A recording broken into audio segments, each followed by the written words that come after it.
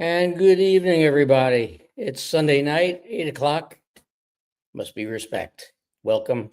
Glad you're all here. Tonight, we're going to move forward again with the premise of local action and national impact. So, trying to get everybody to go and pitch in and do what needs to be done to move us forward in the Great Awakening and get us to a point where we can all help to make sure that this adventure that we're on, this war that we've been fighting, ends up with legs and we move forward. So tonight we have very special guests. We're going to have a lot of guests on eventually, but to start out with, we're going to have our guests from the America First Warehouse out on Ronkonkoma, Long Island, and a great group of patriots. They host a whole bunch of different events and interviews and everything else. So without further ado, let's bring on Joe and Teresa.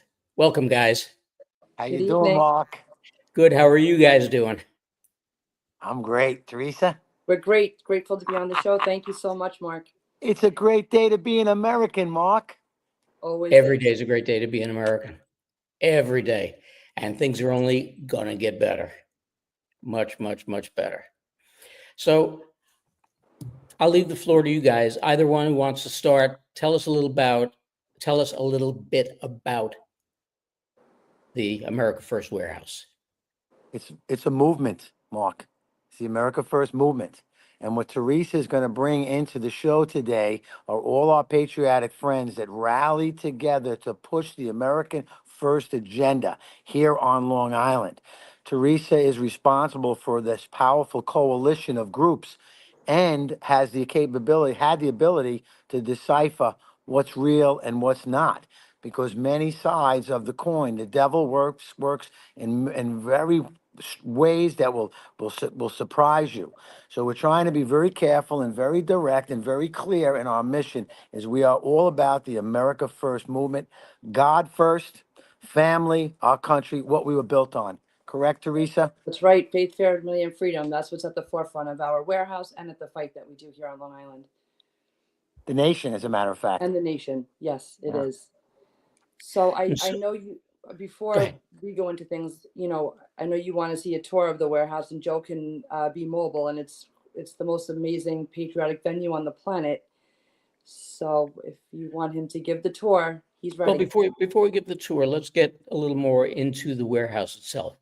You guys are way out on the island in Ronkonkoma, and for people who don't know, Long Island is a long island, and Mhm. Ronkonkoma is about 65 miles east of the Queens border. And what made you decide to open the warehouse to begin with? Everything that happens, I said it before and I'll say it again, it's a divine inspiration that came to me and my family and all my friends and people that work here, including Teresa. We were able to witness this miracle happen. It started with tragedy. Tragedy in a family will destroy a family. Tragedy when you lose a son, and you don't know why, and then you find out it was from fentanyl. In our family, my twin brother Johnny Blanket had to experience this sad incident. I had witnessed it firsthand, and when I heard, I was never very political, although I loved America. My father was a Marine. I know respect to stand for this banner and respect for the country and respect to open doors for ladies, right? The important things that we've learned, from him. So when we lost that boy and we heard Donald Trump say that he was going to close the border and stop the fentanyl, my brother and I looked at each other and said, I really pushed him because I had to pull him out from his distress and his depression, losing his son. But when Trump said he was going to back that up, we backed it up. And through the grace of God, we got involved with our friend, the border czar. Perhaps you've know him, Tom Homan, a great friend of the warehouse, has been in here many times. When he was during the Trump campaign, we were involved with him in pushing the crisis. We wanted people to know about it, Mark, because it seems like it was such a secret for so long. Was it not? Did you feel that too, or? Well, Well, oh, go ahead. go ahead. No, go ahead. I was gonna say, as far as the warehouse being a secret or the fentanyl. The fentanyl. I mean, Fentanyl. nobody talked about it. Yeah. It was like, 100,000 deaths didn't match to a 250 True. person plane crash. I really didn't know how bad it was either until Donald Trump shed light on it, and it's terrifying. I have 4 young children, teenagers and up into the 20s, and it is unfortunately it's a huge problem here on Long Island, and a lot of friends of the warehouse, they too lost children to fentanyl, and we have a lot of angel mom friends, and I've learned a lot from them. I actually carry Narcan with me now in case it's ever anywhere. I was asked to do that by our good friend Julianne, who lost a son to fentanyl, and we try to we did over the last 4 years educate people through Tom Homan's group and the America Project and others on the fentanyl crisis. So with that crisis in Joe's family, like he said, the warehouse was born, and it's been an amazing place for patriots to gather. And so we went through Yeah. the COVID crisis and through the fentanyl crisis, which is still ongoing. Yes. They're just reinventing new stuff as we go along.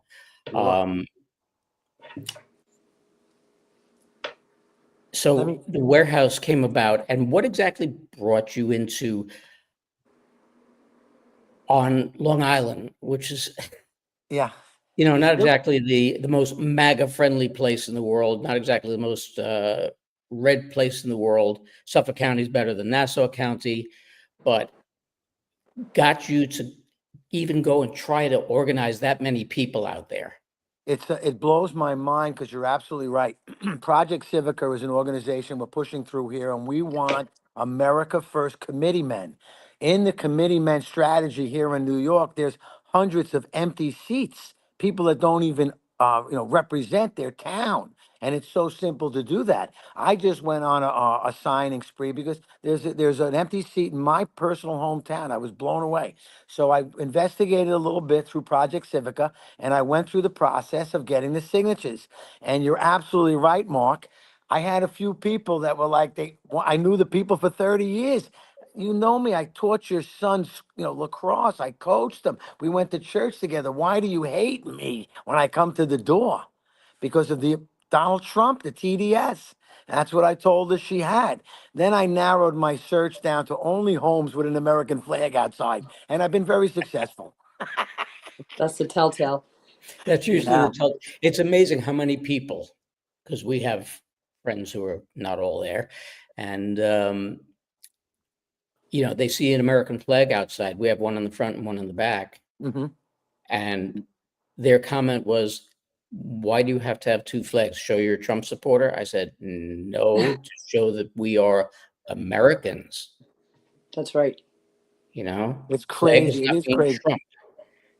I have no mercy on them, Mark. I have no mercy on any of them. I have a specific requirement before you come into the door of my warehouse. You have to answer one question before you come in. Right. And that question is, was the 2020 election stolen from the American people? You can think about it for a second or two, but that's about it. If you have the correct answer, you may enter into the warehouse. Otherwise, you can wait outside for your friend because you don't want to know the truth. You don't want to see the truth, nor do you even care about the truth. And that's what it is.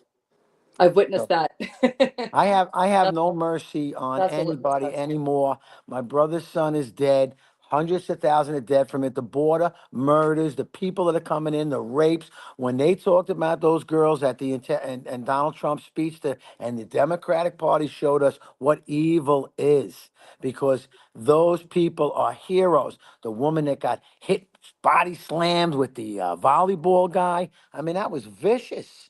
You know, I know how men play. Men are, I'm sports my whole life. I taught my own boys my whole life. It's common sense. And it's really God moving. I think you believe that too, Mark. I know, Teresa, you do. Yep, absolutely. Look, it happens to be a simple fact. Common sense just ain't so common no more. No, You know, Yeah. it's really what it boils down to. And so many people don't have another old phrase, the what with which to think about different things. And they're so brainwashed, Hmm. thanks to what I did for half a Yeah. century. And, they just sit like drones and accept everything that they hear as gospel. that's right. And it's not. We've got more information at our fingertips now than ever before in history. And people are dumber and lazier than they've ever been. They sure are. And they're less motivated because the apathy that has been built between the media and the government. Mm. I will tell you though, Mark, there is hope and there is optimism.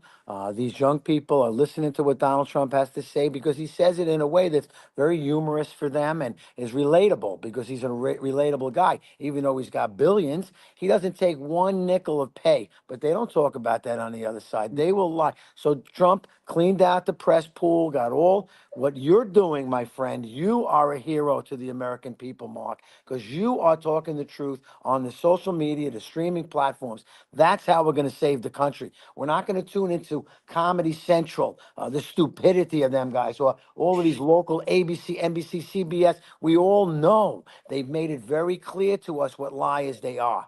And the ones that like play the game and play the fence, do you know, Mark? The America First Warehouse has been here for 8 years, and not one of our Republican candidates, congressmen, senators, assemblymen, or anybody that represents our state has come into my house. That's Do you right. think it was something that I said, or maybe they couldn't answer the question? They couldn't. A lot of rhinos here on Long Island. A lot of rhinos all across the nation. Well, But it's that's very going to be telling. exposed.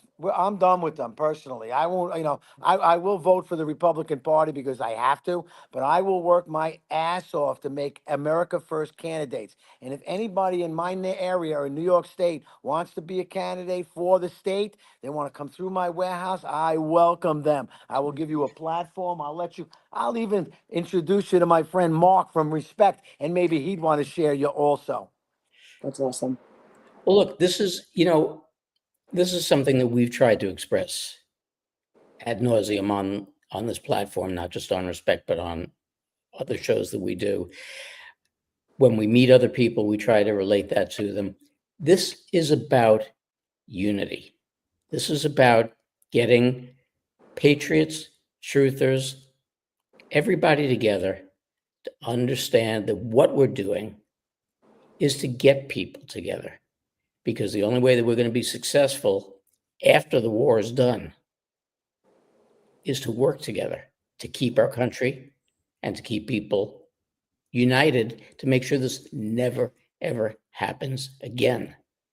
And where we've been going has been completely and totally the opposite direction.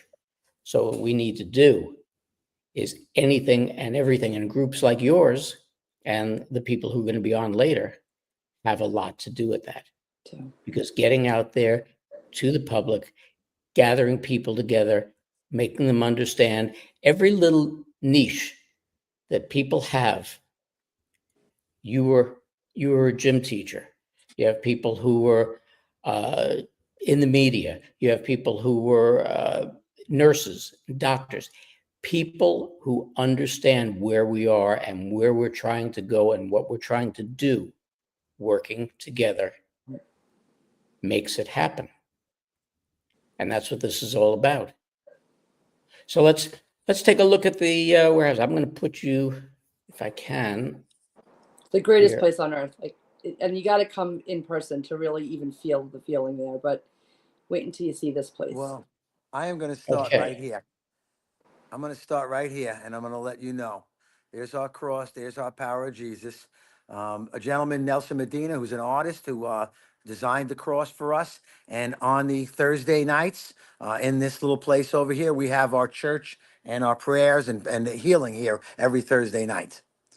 So that's how it starts. in this area is the kitchen area, which we are capable of doing kitchen shows, cooking and hanging out. My wife made this beautiful lamp up here. She made it out of a $5 light box. That's how great she is.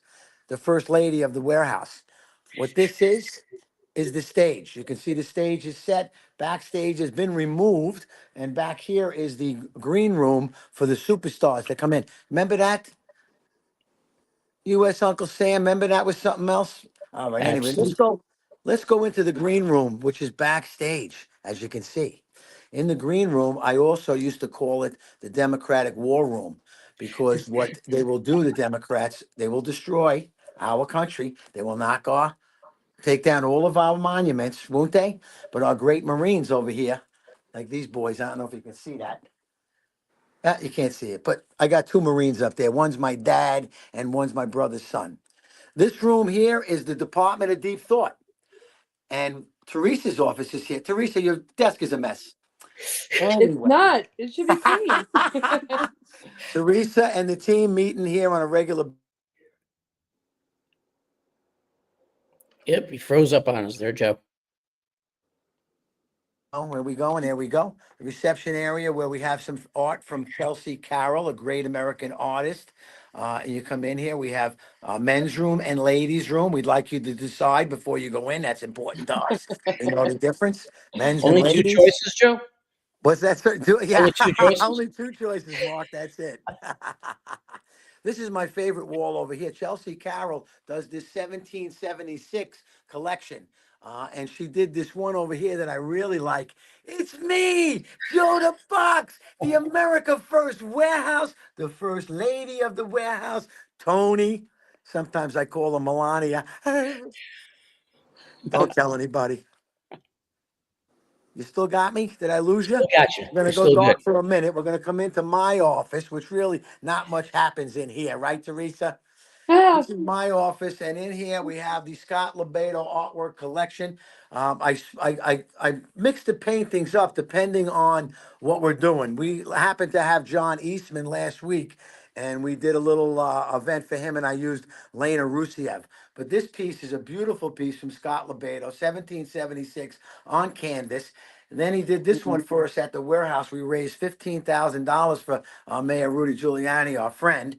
Then he has a vertical and he has a couple other pieces that he did. But the one piece that's very important, so you know, I only have one portrait of Joe Biden in here, and it was by Scott Lebedo. And if you can see it, he absolutely nailed it.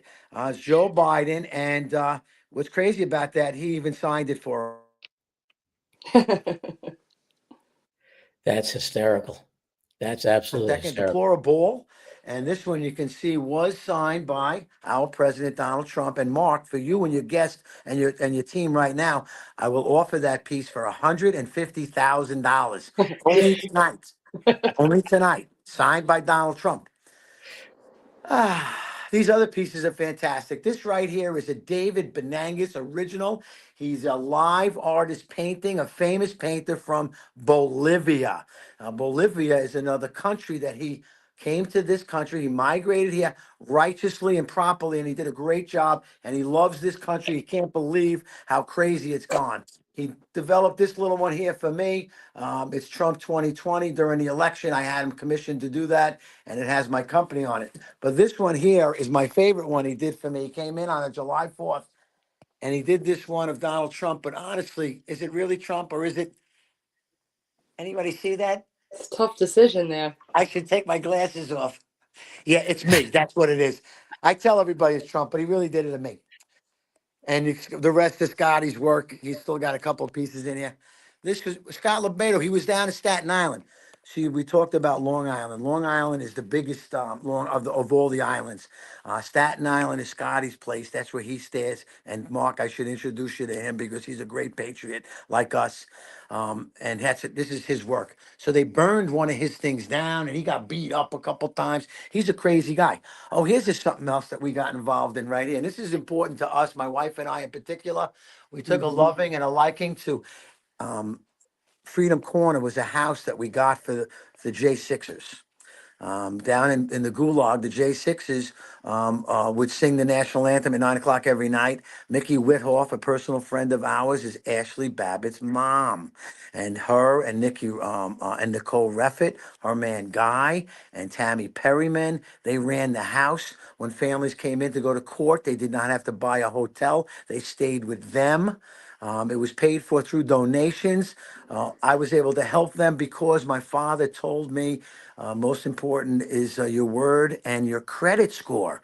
So I had an 825 credit score, which is perfect. If anybody knows, perfect score. I was able to sign for a beautiful 5-bedroom house for them. And they crushed it. Here's Ashley right here again. It's another picture of Ashley, and 4ashley.com. Oh, here's Johnny Eastman. How does he look, right? That's his mug shot. He was here hanging out with us too. Here's a great story. This Lena Rusiev, the Russian artist that did a show, I'm gonna just get this one on there. And if you can see this Wow. right here, and I'm gonna try and give you if you can see that face right there, right? So she's an artist and she is like really one of that. She can really capture it. But here's the story about that painting. As a little girl, she remembered that face because she was Russian. And every day in Russia, they told them that Ronald Reagan was going to drop a nuclear bomb on their house every Jeez. night. They were afraid of the United States. And then she did research and studied the presidents and studied history. And she came over to this country. I don't know how she came in. She migrated. She's trying to get her son in. I would help her out any way that I can. But here's what I love about it too. Here's another piece of hers. And that's a story on that with, hey, listen, Trump missed a bullet twice. I mean, crazy. Look at this fell off the truck. This is the back of our podcast studio. That goes behind the stage. It's about, 8 foot high, 16 foot wide. Sometimes we do concerts with this. This fell off the truck. I'm in the moving business, remember? This is a Yamaha baby grand piano. It's pretty incredible, I must tell you. And Peter Vamos, a concert pianist, had done a show here, and he wants to come back. Coming back. To see it. Yeah, he's coming back. These great walls, I spin them around. I put messages on there. You can walk around. You can see what I like. Hey, that's my boy. That's winning. Look at that Pennsylvania. Come on. You think Kamala Lala was going to do that? Joe Biden can pack out an airport? Forget it. If you don't have borders, you don't have a country. Who said that? That's right. Donald Trump said that, and it's so true. We're going to walk around the warehouse just a little bit out here. This is my great wall that was built in about 3 days. You can see it goes from one side to the other, 8,000 square foot of wall space. And this is a little blind that I built. My boy Martin doesn't like it because it's in the way of his cameras, because you can see the cameras up the top, right? So the cameras come down. But look at all of these great people that have been here.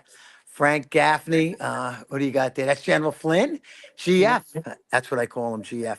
Who can get away with that one? Terrence Williams packed the house. Did. He did 500 people in there. Then you got Marjorie Taylor Greene, Greg Kelly, Marjorie Taylor Greene, Monica Crowley. Everybody came. George Washington. No, he didn't come. Come on. You know He better didn't than sleep that, there? Paul. You know better than that. I'm walking upstairs into the production place. Give you an idea. Just a peek over the camera, over the side. I don't know how that looks, but that's pretty much the stage lighting. Oh, look at this piece behind me over here. Scotty LeBedo again, Wow. maniac. This piece is huge. He did this on 2001, 14 days, 2 weeks it took him to do right after 9/11. And it captures Rudy Giuliani. I don't know if you can see it. I'll try and give you a shot better from downstairs. The artwork in this place is out of control. You know what else is out of control? My studio.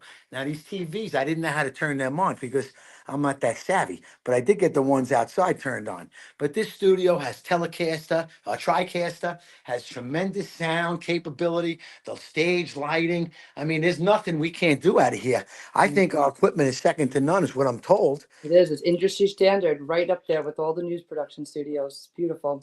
Yeah. And Unbelievable. the wall.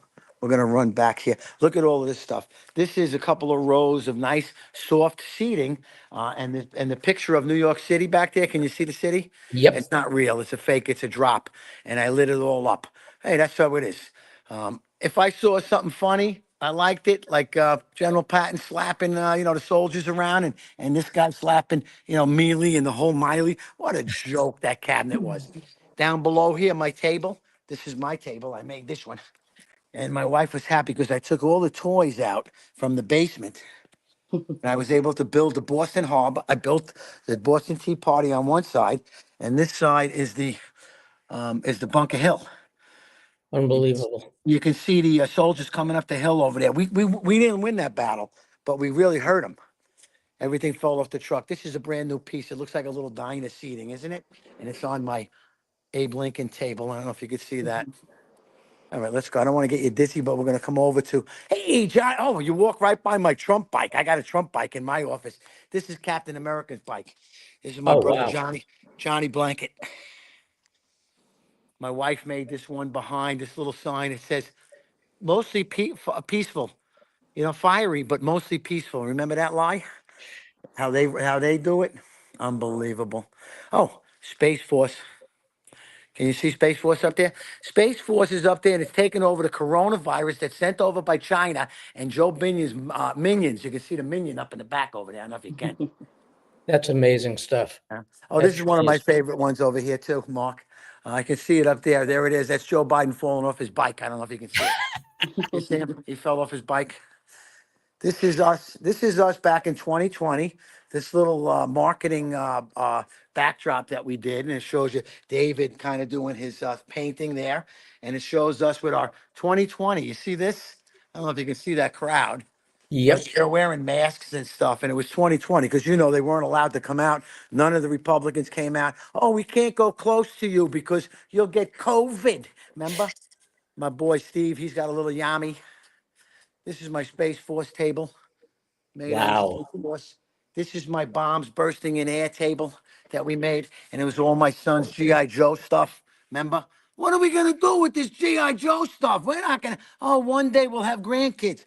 So when I have a grandkid, he can come and play with it. Awesome. We Imagine, have grand Mark, puppies. I should have imagine grandkids.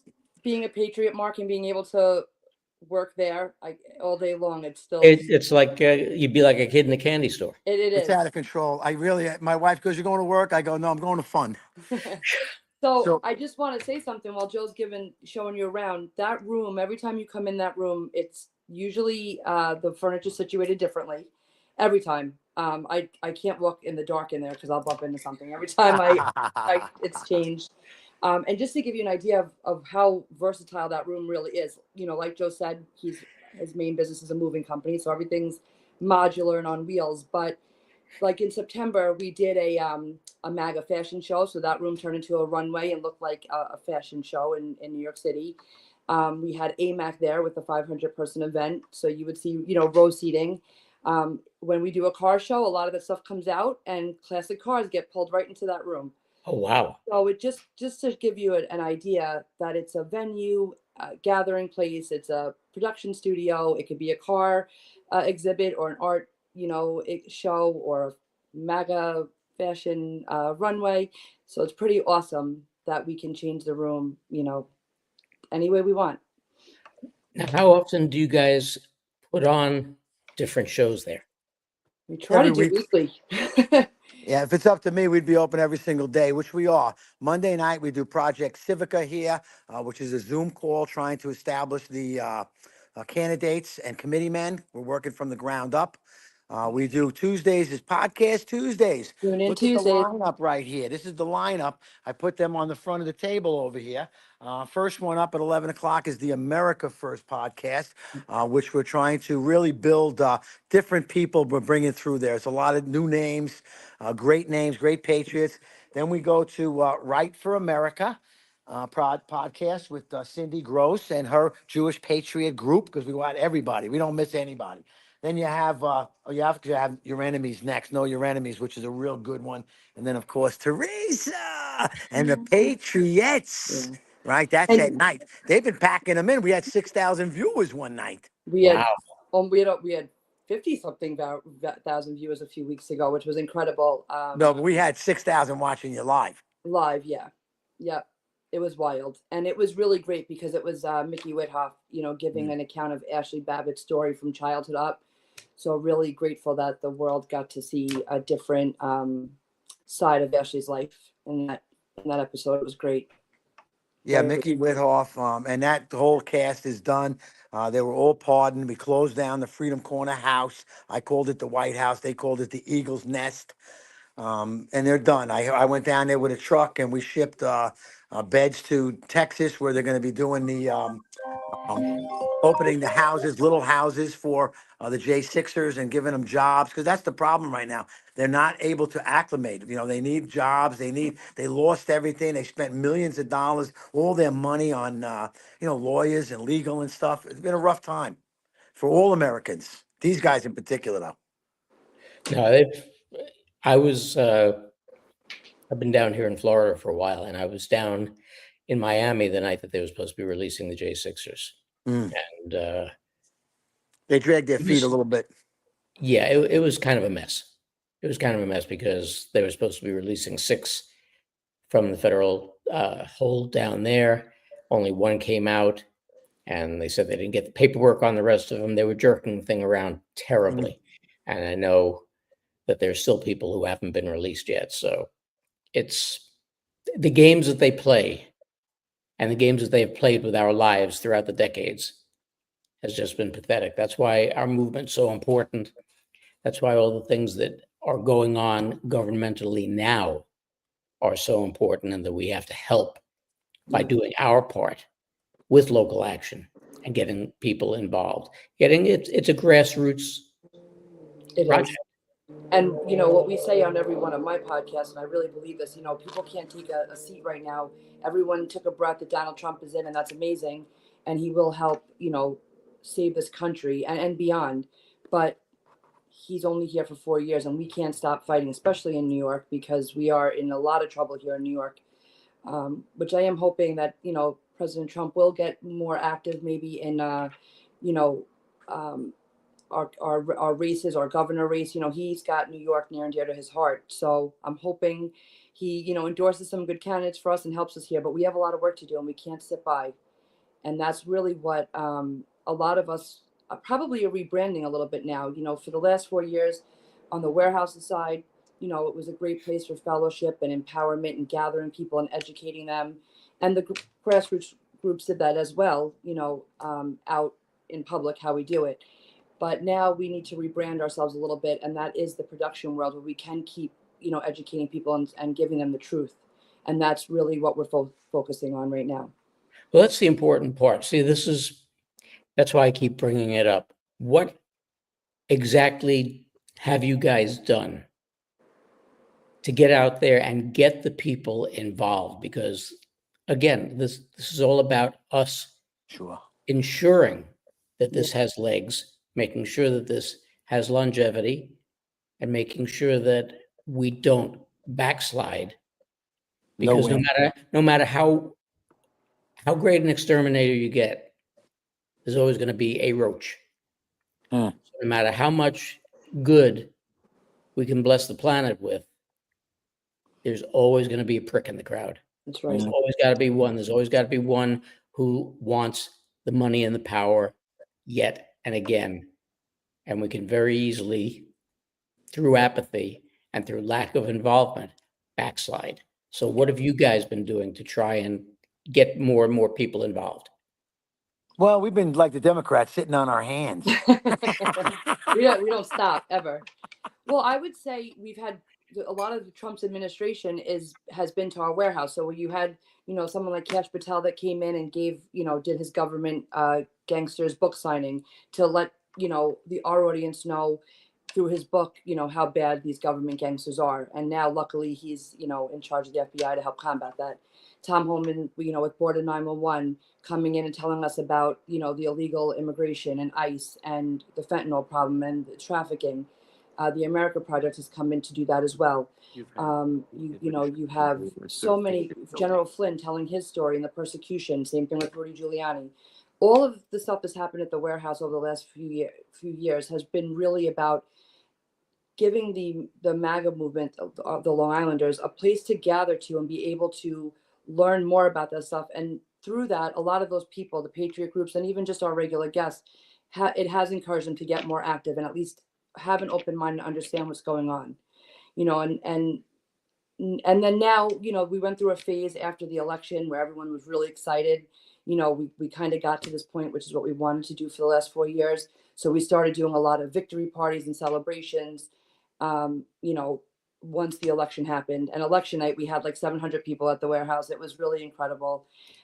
We opened up for inauguration, but now we're going to really try to go into more of production things where we can bring these things out more, nationally, and have a platform with truth, with the base that we've built, to be able to disseminate that and get that out everywhere to the public. And just like being able to come on your podcast and networking with other truthers around the country, to be able to keep networking, and we can cross network and try to get the word and the truth out more. And that's been a really big thing, plus what we do on the grassroots side as well. Some people like to come to a rally, some people like to come to the warehouse. I love both, but it's really amazing what we're kind of rebranding ourselves into right now. Now, when you have functions at the warehouse, are they pay functions? Are they free functions?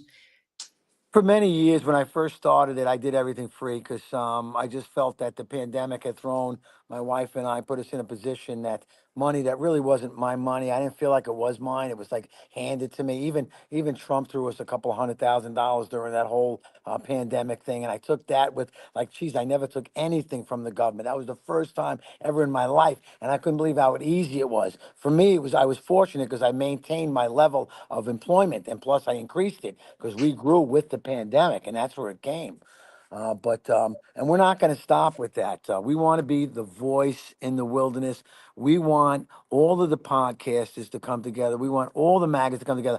I even will tell you this, Mark. You might not believe this one, but I would invite any one of our Republican candidates, their congressional seats or senator seats or wherever, to come into the warehouse and tell us why, what their feelings are or why. And all I wanted to do is support Donald Trump and support the MAGA movement because it really is a mandate. And if they can say that, I want to give them a platform. What is the matter with these people? Don't they like what he's doing? Everything he did and has done in 30 days. So what are we doing? We are nonstop, 24/7, Mark. There's no rest for me. I'm telling you right now. If I'm not working, I'm praying. And I'm praying for the people that need the help. And there's so many of them. The J6s, the average citizen, the veterans. We do things for the AM vets and the local veterans around here. We raise thousands of dollars for them. We love this country in the worst way. We are not going to give up for 1 second. Are we going to slow down? We're putting the pedal to the metal right now. You're helping us, Mark, and we want to help you too with your program. Well, look, this is what it goes back to. It's not, and it's the unity thing with the patriots and with the truthers, but it's also a matter of just human unity. That's right. We all have to work together. Everybody's got some skill. That's right. Everybody, Everybody. you have some God people gave you who all a live talent. on their phones. Okay? Do some phone work. Absolutely. Call your congressman, write a letter, share something on social media, have an open mind. I tell people that all the time. Some people aren't going to be at the level that we're at. We live, eat, breathe, and sleep this 24/7. And I think I told you on the phone, Mark, I know people say they're proud of us, but I get angry sometimes. And I said, that's great that you're proud of me, but join us in this fight, because we're not done yet. And I worked for a congressional campaign. And one of the number one things that the candidate used to say to people was, you go into your fight, right? Whether you are fighting the mask mandates or the vaccine or the border, however it is. And when you win that fight, you don't stop. You join another fight. You help fight education, then you help fight the medical fight or there's so many different fights. And a lot of us are here and ready to keep going with all those fights. And it's amazing because I just wanted to make note of this before too. For me with the warehouse, it's unique because I started coming to the warehouse in 2020 just as a guest. And it was amazing to come into a place where everybody was like-minded, and it was so patriotic after coming out of, being on lockdown, and the summer 2020 starting to learn the truth and knowing that the pandemic was, a plandemic and a scam. And a good friend of mine, a patriot, said to me, you want to go to this warehouse in Ronkonkoma and watch a debate. with Biden and Trump. And I said, oh, all right. And I said, do you have to wear a mask? And he laughed at me and said, I wouldn't make you go anywhere that you have to wear a mask. So I said, okay, I'll go.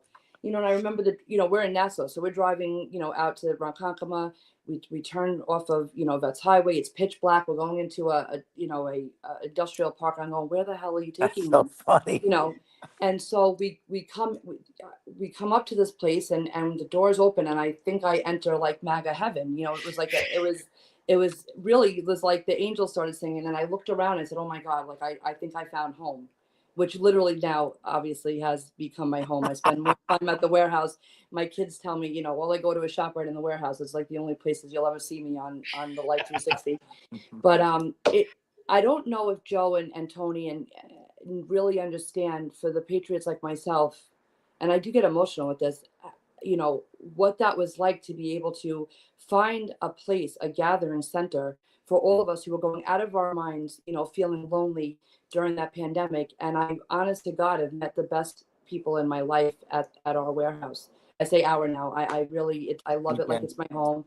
it And is. it really has been such an amazing place for fellowship and for people to gather. And it's just evolved. I mean, Joe's showing it to you now. When you go back to the early days, it was still like concrete floors and it wasn't even fully expanded yet. And every day, many of us on our team are always thinking of ways to keep evolving and updating it and rebranding it and just making it the greatest place on earth. And it truly is. It really, I hope you can come one day when you're back in New York, Mark. And you can join us on our podcast. But if the audience is watching, I know I sound biased, but it really, if you're ever in New York, it's even worth the trip. It's a feeling when you're there, and it's the best place on earth. Honestly, it really is. Wow. No, the more and more that people get involved in this, and the more people develop their own mini versions of the warehouse or whatever Sure. it happens to be, the more involved they get. Because our forward motion now is vigilance. That's really all that we've got. Right. Our forward motion is vigilance. We have to keep an eye on, we always have to keep in the backs of our minds what we have lived through and know that we never want to backstep again. Amen. So I want the truth too, though, Mark. I'm going to take it a step further. What they've done to the American people, they've destroyed people's lives. Last night we had two men that were in here. Dan, was it Dan and Jeff McKellop? Do you remember the other gentleman's name, Teresa? I don't, but I can find it. All right. Well, Type it these out. two gentlemen spent the 4 years in jail. Most of it was in solitary confinement because they were Marines and Special Forces, and they weren't going to take it. They weren't going to take the plea. They weren't going to take. They knew they were right. They knew they were set up, and they weren't going to give up. And they took a beating in there. I mean, it was a Right. rough time. Yes, So it was we Dan. need to get. I want to know why they stole it from us. Amen. I want to know why they lied about Trump. I want to know why they lied about the Russia, the whole Ukraine. What a waste. I want to know where all that money went to. The hundreds of billions of our tax dollars. I don't even want to pay taxes anymore. Right. You know what I'm saying, Mark? well, look, where we're going, my opinion, we're not going to have to. But above and beyond that, facts being what they are, there's so much that's transpired over the past,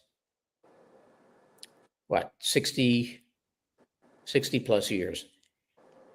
I'm That's going wow. back to 63, Right. Yeah.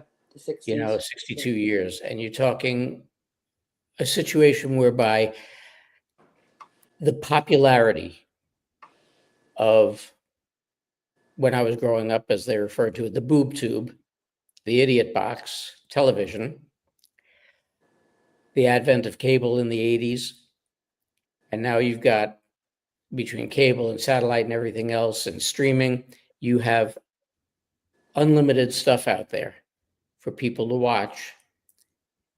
And out of all of that is that little scintilla of truth. But everybody still, for whatever reason, wants to go back to their comfort zone. Yep. And watch the idiots in the suits and the ties sitting there and telling them a load of crap. That's right. And this is the problem that we have to get beyond. I mean, I've said it a billion times on the air. Shut the TV off. Mhm. You know, if you want to tune in and catch the weather, guess what? They're lying too. Yep. Okay. I used to tell people with storm coverage, you know, if we don't scare the crap out of you, you don't watch. So it's a matter of shut the TV off. There's nothing there that you need to see. Stop supporting the people who are holding us down, who are keeping us back. Because every person who watches, whether you have a Nielsen box or not, it's registered. If their numbers go up, they get more per 30 seconds of a commercial, and they're making money. You want to hurt them? Stop watching. Shut it off. You want to watch a football game? Go to your local high school, watch a football game. Don't support the NFL. Don't support MLB. Don't support tennis and golf and the rest of them. These people don't care a damn about you. We have to get back to the basics and start to take care of ourselves, start to be our own watchdogs, and do the things like what you guys are doing. Get out there in a very unfriendly Republican conservative area. Get out there True. and try to show people we've got a safe haven. Welcome. That's right. Just make sure you know whether or not they stole the election in 2020. That is the litmus test. It always is. But that's the important thing. That is the very important thing. And people have to get used to that. And they have to get used to bearing in mind what was That's right. and say, never again. Never again. Yeah, the Holocaust during World War II. What did you have from 2020 forward? That's right. And that's what they were looking to complete. Propaganda, passes IDs with your name on it. It was Nazi Germany 2.0. They were trying to usher us right into that. Yep. And I wasn't having it. No. And none of us should have. Nope. Nope. Never again. Because where they were taking us was not a good place. Thankfully, we interrupted that in 2016. We gave it to them in 2020 just to prove Yes. Look at you. exactly what the normies had to see. Couldn't tell them, you had to show them. Now we can complete the job, but we have to hold on to what we have. That's right. Freedom, rights, everything else are privileges. And they come with responsibilities. And the first responsibility is if you want to hold on to them, you better damn well hold on for dear life. Amen. Amen. Be willing to fight for them. That's Well, right. looks like we got a bunch more people joining us. So before we bring them on, I guess it's easiest to go and put up the video that we've got and let those guys get out of the way first. So I just want to say one little thing, if I can, on Sure. the people that are coming in. I know who they are. They're great people. They're local patriots. It's why I got so involved. I jumped in them. I followed their car wagons and their trains, and I was everywhere I could with them. These people are really care on the island. There's a lot of us. It's getting more and more. Thank you for bringing them on. You are a good man, Mark. Well, Thank you. before I bring them on, do I have to have Doug ask them the question? They already answered it. Yeah, they've already had that test. I do want to say though to the viewers tuning in, and if you are local on this Thursday night at the America First Warehouse, we are having Patriots. I'm sorry, you hear me? Paulie. Paulie's Patriots of Comedy. There'll be 10 of them with Paul. It's 10 pro America First comedians who are big patriots. So that should be a lot of fun. And on Saturday, the 15th, we will have Chadwick Moore here, who is the author of the Tucker Carlson biography. So we're really looking forward to those two events this week. And as Joe was starting to say before, Monday nights, we try to get involved with the Project Civica initiative. Tuesdays is Tune In Tuesdays. Thursday nights is Bible study and Christ to Conquer the Nations. And then Sunday, we have the America First Motor Club, Cars and Coffee with your car enthusiasts who are America First. So, we are the America First Warehouse. We are the America First Media Campus. We do have the America First Motor Club. And then, we Ultra try to Maga Store.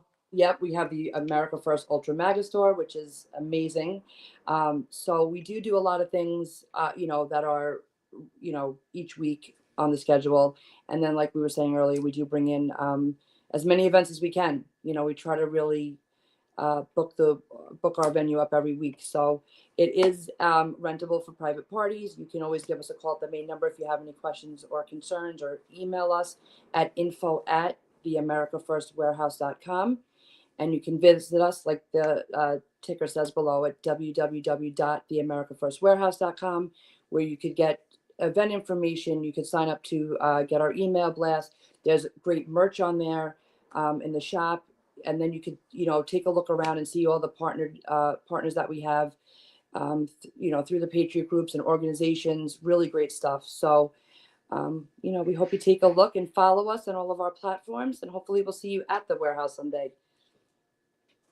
Amen.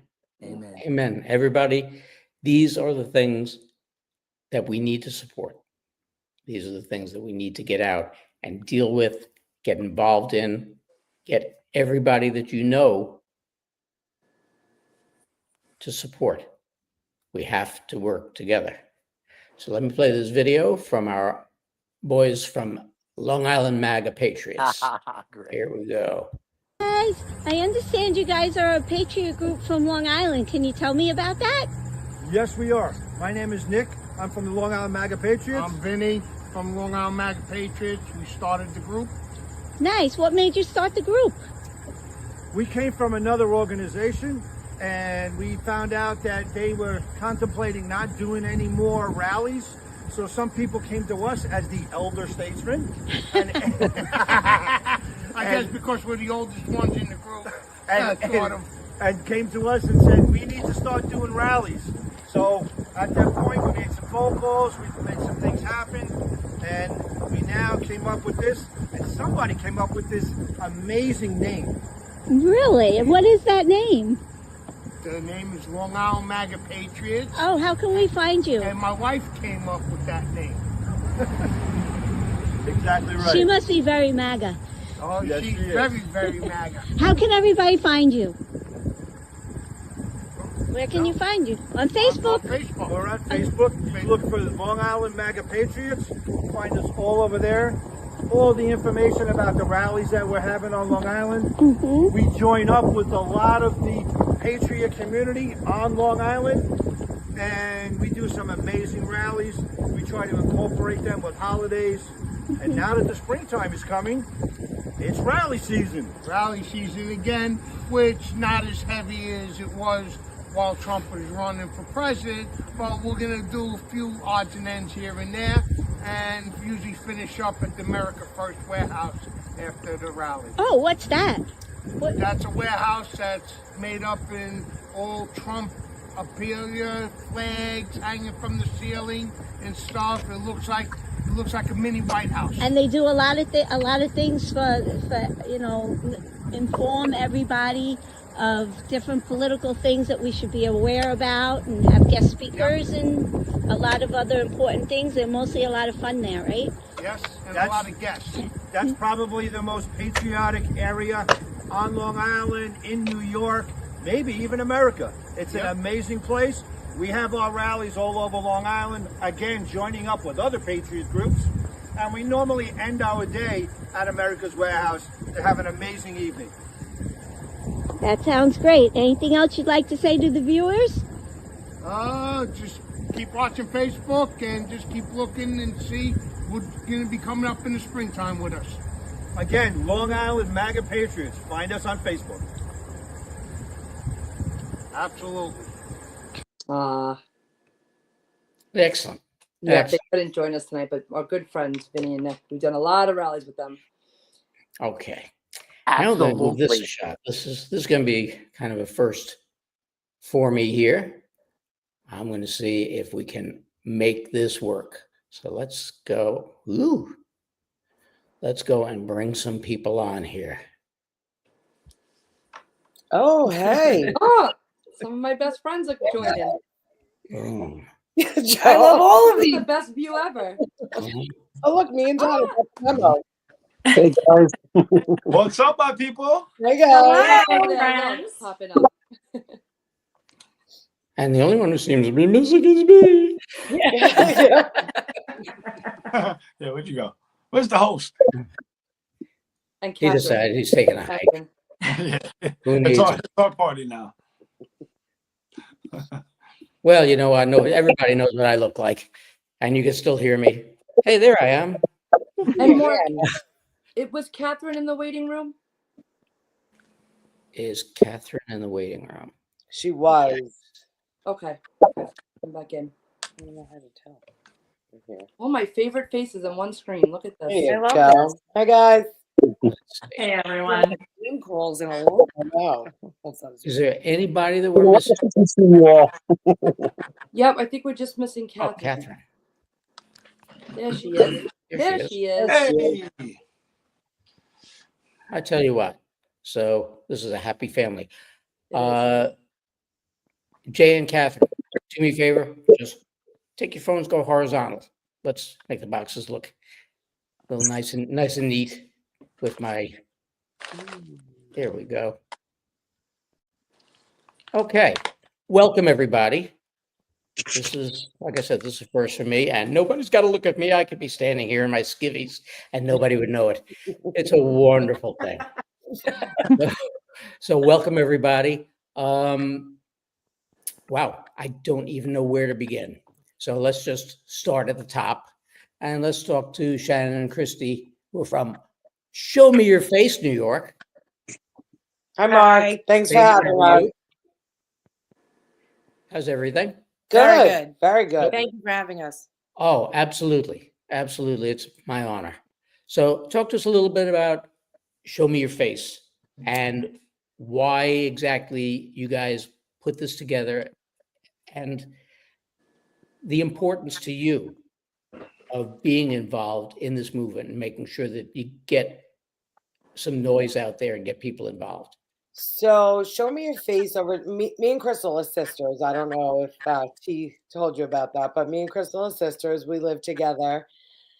Show me your face started out of a Not wanting need. to wear masks in stores. Yeah, a need for me to feel like there was other people that didn't want to wear a mask and that were getting ridiculed for not wearing a mask in stores. We're trying to get kicked out, and we knew we weren't alone. So Well, it was May 2021. I started going to stores, I guess, in March of 2021 by myself, and I was getting yelled at by strangers for not wearing a mask. And I'd come home and I would say to my mom and my sister, like, I'm literally getting abused going into the food store for not wearing a mask. And they know me, and they were like, well, you know, don't fight with people. I'm like, I'm not fighting with people. They're fighting with me. I'm just sticking up for myself. So one day, Crystal was like, you know what? I'm going to come to the store with you. We went to the store together, and she got to see it firsthand for herself that I wasn't fighting with people. They were attacking me, and I was kind of just defending myself. So we got home, and we were like, there has to be more people on the island that are doing this. Let's make a Facebook group and see. Let's just see if there's anyone else going to stores that are getting yelled at. and the page quickly took off. So we decided to use that to our advantage. And 10 days after we started the Facebook page, we threw the first of many Unmask the Kids rallies on Long Island. And the first rally, we had like 350 people on a Wednesday afternoon. So it gave us a lot of confidence to know that we weren't alone. And we had really amazing speakers. Andrew Giuliani was one of them, meeting all patriots all over. Some of them, all of these people here have become like family to us. Joe, Well, it wasn't just that, right? It was the Unmask the Kids rallies, and then we became friends with a lot of nurses on Long Island through that, and they were like, they're forcing us to get the vaccine or they're going to fire us. What do we do? So we did what we knew best at the time because we just threw a few rallies. We were like, let's throw a rally. and we threw a rally at Stony Stony Brook Brook Hospital, Hospital. which they tried to sue us. Yeah, twice. They For knocked creating a on our flyer. door. Yep. And served us with papers, threatening It was a scare tactic. They weren't going to do anything, let's be real. But they told us we couldn't use the name Stony Brook Hospital. So what we And that's did, actually where we met Donna, but what we did on the flyer, instead of using Stony Brook Hospital, was we changed it to the to, hospital ho- located in Stony Brook. and that's how we met Donna and T. We met through our Unmask the second Kids. Unmask the Kid Yep. rally, and yeah, everyone else. Jay, James, we met through rallies. Honestly, James, I met you in Albany of all places. Like we live on Long Island together. The first Yeah. time I met you was in Albany. So we, it just kind of started snowballing. It was, I don't want to wear a mask. I don't want her kids to have to wear a mask. I don't want anyone to have to force their kids to wear a mask. I don't want my friends to have to be forced to be vaccinated. And then after that, we just started. I think it fighting. was God, though. I think God has had his hand in all of this, and he's just been kind of directing the way. As much work that we put in, a lot of it's been effortless, and I think that's because this was all somewhat meant to be. Well, it's an important thing, and it's funny that you chose that, and that Stony Brook Hospital even made any kind of an effort. I'm a Because- hairstylist. I had no idea what I was doing, so to be sued was very scary. Well, but they don't, what they were trying to do, they had no basis Yeah. or right to try and do these, especially when they send security out and this and that and the other. It's Well, I will say that we contacted a lawyer, which was a friend of mine, and she said, Crystal, this is a good thing. This means they're scared of you. So keep doing what you're doing. So Yeah. I looked at that as a compliment. But the funny part about it is, especially dealing with and in and around a hospital like Stony Brook, which is a large hospital, and I think probably the largest out in Suffolk County. Definitely. You're dealing in a situation whereby, and people have heard me say this, excuse me, a bunch of times, you question the medical profession because they make you wear a mask, and then they stick that stupid clip on your finger and go, oh, your oxygen level is low. And my response is always, really, are you a medical professional? I'm inhaling CO2, Yeah. and you expect my oxygen level to be up. And people just don't get it, and people have to stand up. Even the doctor's offices that I've been in recently that demand that you have to have a mask on. I wear the mask below my nose, and nobody's said boo to me about it. I'll be, I'm in your business. You want me to wear a mask out of, politeness, I will wear the mask, but I'm keeping it below my nose because I'm breathing in oxygen. I have nothing that I'm transmitting, and this piece of paper that you want to stick over my face is not going to stop anything that I've got from getting out, and it's not going to stop anything that anybody in here has from getting in. So, Yeah, I think the problem for me wasn't so much. So, No, that's okay. I think the problem for me wasn't so much them telling me what to do because I'm an adult and I'll make my own decisions. The problem was watching my niece and my nephew who are in elementary school and watching all of the other kids on a bus in May in 80 degrees wearing a mask. I was just like, this is not okay. And who's standing up for these kids? This was Nobody. also a time of there were riots everywhere. So the crowds of people with no masks on, but yet our kids had to go to school in masks. It made no sense. no, it's stupid, and it's something, again, people getting involved, getting out there, taking action to make sure we stand up for our rights. Yeah. And it's very, very, very important. Very important that we do that. So, okay, let's move a little bit forward. Let's go to back into my realm a little bit. James Justice, welcome. What's up, everybody? Pleasure to be James. here. Hi. Good to see all people in one place. So talk to me about yourself and All right. what exactly you do. All right. So what got me started down this crazy road of knowledge is ended up getting custody of my son. He's 22 now. He's a paratrooper in the military. When he was 5 years old, I ended up getting custody of him, and I had to battle the elementary schools over the vaccine mandates. Now, I personally watched one of my friend's kids get damaged by the vaccine schedule and the toxic metals that were in them. And at the time, I knew no better. But when I got custody of my son, I said, I witnessed this firsthand of a kid that was saying mommy and daddy, and went in for the series of shots and the lights went off. And that was enough for me. It haunted me forever. And when I got custody of my son, I made a promise to myself that I was going to go to the ends of the earth to find out every single ingredient that's inside these injections that they want to put in his blood. And when I did that, I did deep dive research. I pulled expedient lists from the CDC and then cross-referenced them with hazardous waste codes. And the trail I went down was amazing. And everything that I found out was just so far from the reality that I lived in, is that I could not bring myself to putting any of that stuff in my son's body. So I went to battle with the schools over it. I filed a exemption form when, before they were, they took them away in New York, but I actually won off the grounds of personal belief exemption. And to the form, I attached all the expedient list of all the formaldehyde and the aluminum and the mercury and the polysorbate 80 and all the other stuff they put in there to make the autism rates higher. And they never bothered me ever since I filled the paperwork out. Nothing. Elementary school, middle school, high school.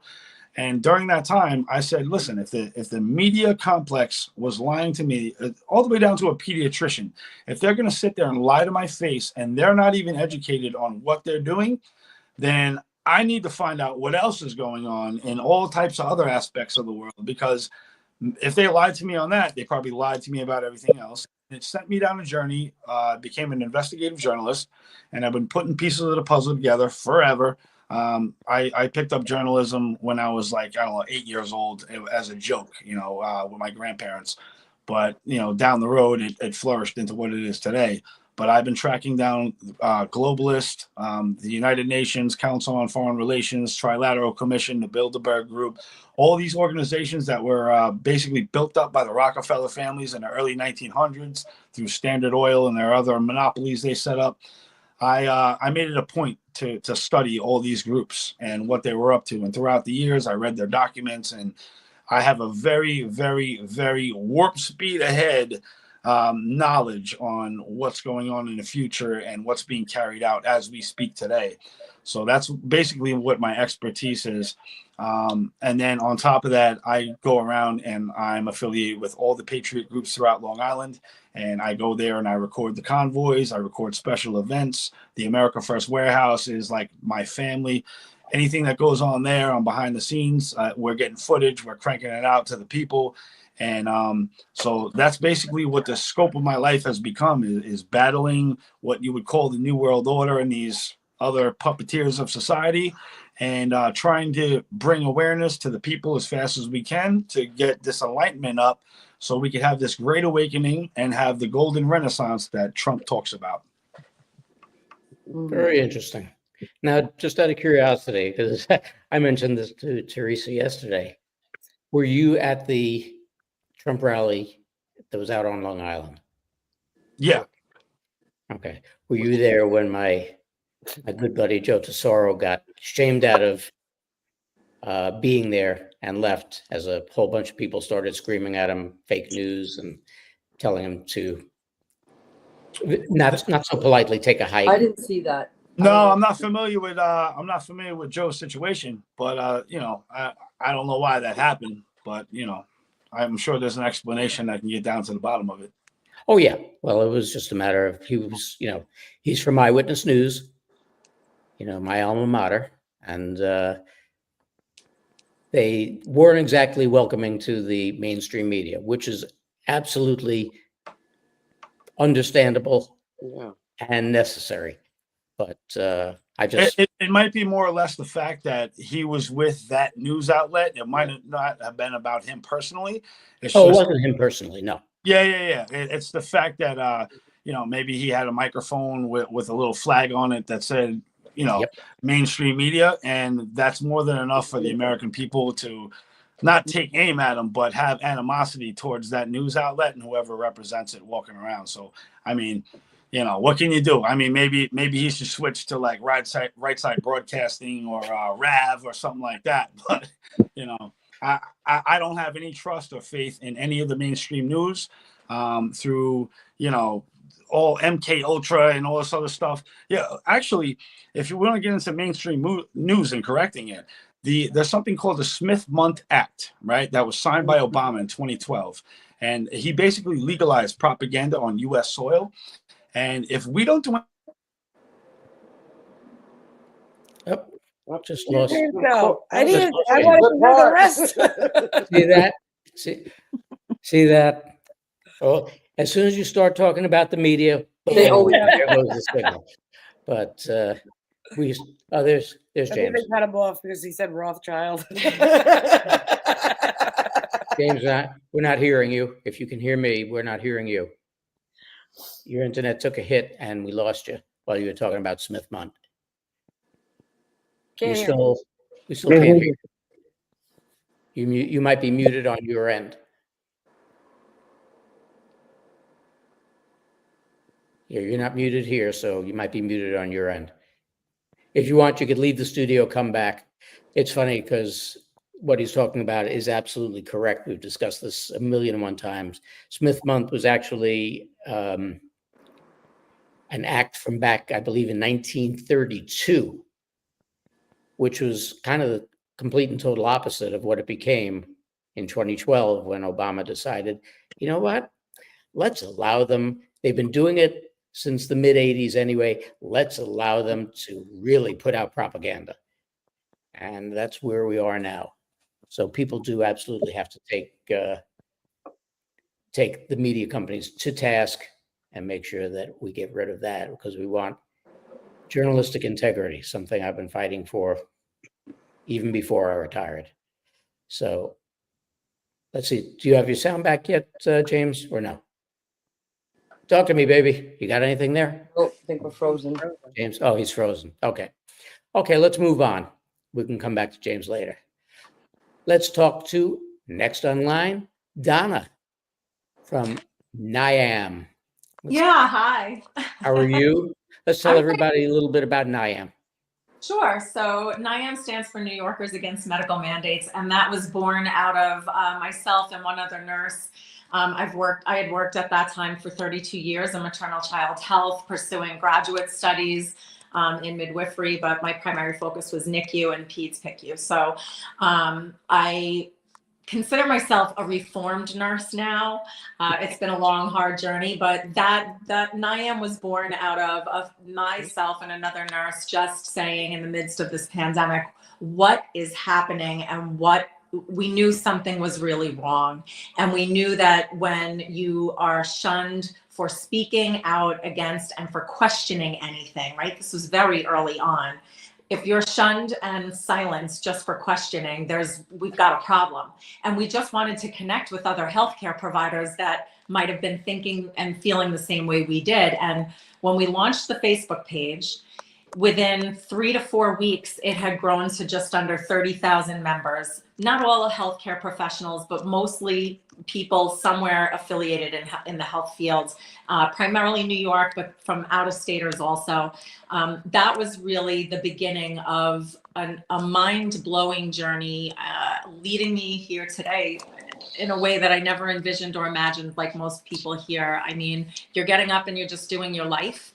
But, I'm in Florida right now, visiting my father for his 80th birthday. We just celebrated him. And I say that now because one of the things that I treasure most that I take away from him is his sense of righteousness and standing in integrity, no matter what the cost, doing the right thing, even when it's really hard. And I see that in myself. I see it in my children. It's what I'm most proud of in all of us. And it comes directly from him and his example. And, when I really started to realize what was happening and recognize what was happening, I was like a regular healthcare worker. There's a lot of good people in that field. It's mostly good people in that field. The problem is we all believed, and many still do believe who are in the system that trained them up, that raised them, right?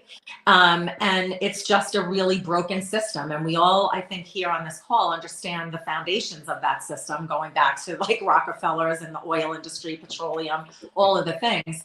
But until you can separate yourself from it and have that aha moment to recognize what I thought was is not, and can look that squarely in the eye and face it, and then make your decision, choose to stay who you will be. And for me, it was a really easy decision. I was willing to risk it all and lose it all. And I did, but I gained so much more than I lost. It's one thing to lose a job and a career you love and a pension, but I walked away with my integrity, my head held high, and an amazing new Patriot family that I, could never replace. So, it's been quite a journey. The stories, we could be here for days talking about the stories and the healthcare workers that I spent countless hours on for 8 solid months, 20 hours a day, just talking people off the ledge, networking, strategizing. And it was a really dark time, it really was. But I think a lot of light has come from all of it. There's still a lot to fight, in particular in New York, but we're here for it. And for me, I went from fighting like crazy. I was going into the city every week in my scrubs, screaming from the rooftops to anybody that will listen, speaking in Times Square, attending anywhere people were gathering that I heard about. I'd show up and I was willing to speak. But, what I realized was, okay, that is all important and we need to do it. We need to continue to do it. But what about solutions? All right, we understand we've got problems. We need solutions. Some of that is in networking, right? And comes from all of these things that all of us have been doing. For me, it was in the healthcare field. Like, how do we start offering people healthcare and connection to providers that they can trust? And so from that and a lot of networking, a very new project was born for me, which is Freedom Health Connect. And that's in its infancy still, but it's been a labor of love.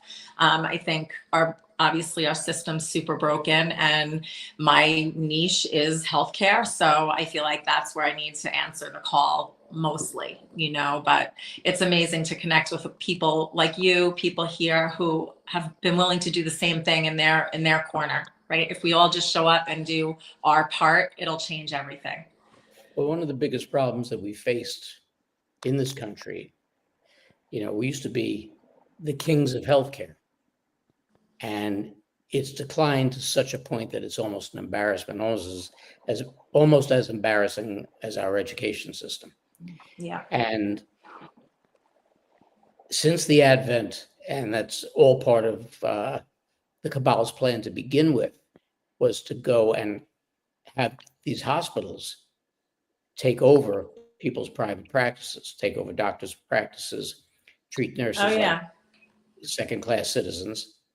And they go, and once, what a lot of people don't seem to understand is once they've bought out a doctor's practice, they're not just buying the patients, they're buying the doctor. The doctor now becomes an employee. And just as much as any other employee, you're kind of a salesman.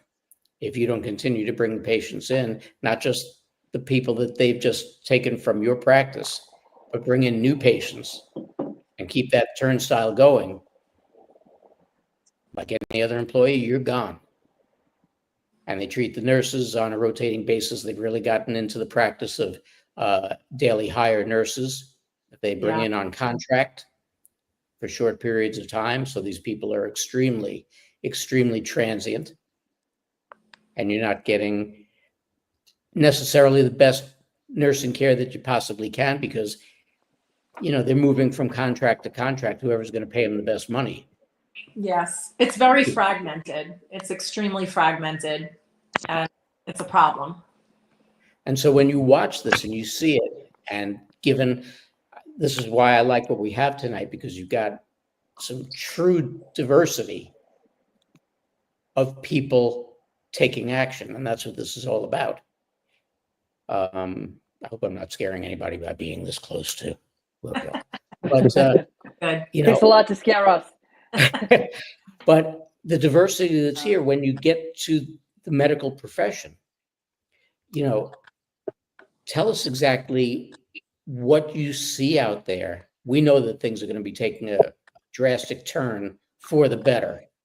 with technologies and everything else, and that'll be a huge plus and will really reform the medical field. But